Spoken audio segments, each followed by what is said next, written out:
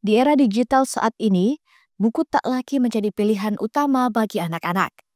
Akses internet dan gawai yang semakin mudah membuat minat baca menjadi tantangan besar, termasuk di Kota Makassar. Untuk menghadapi tantangan tersebut, Dinas Perpustakaan Kota Makassar tidak tinggal diam.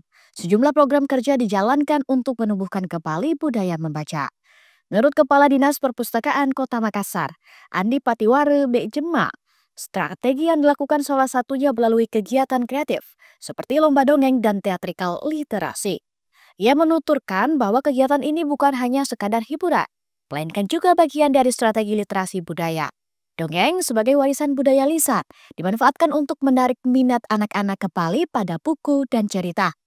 Jadi di Dinas Perpustakaan itu kami ada dua indikator yang menilai kami, kinerja kami. Tingkat gemar membaca serta indeks pembangunan literasi masyarakat. Iya, jadi itu pun dari dua ini ada lagi unsur-unsur.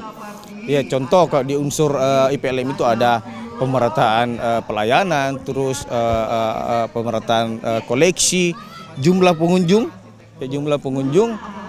terus jumlah masyarakat hadir di dalam kegiatan sosialisasi, contoh kayak sekarang, terus jumlah koleksi itu ada beberapa indikator untuk memenuhi itu IPLM itu.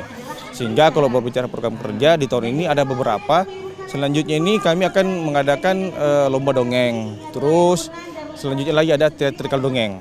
Iya, teater dongeng ini bagian daripada tugasnya kita juga ini. Iya, seperti kita ketahui tadi, yang dongeng itu menjadi salah satu elemen dan itu sebagai salah satu warisan budaya kita.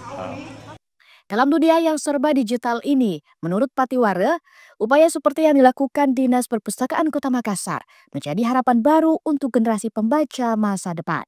Diska Fraja, Unhas TV.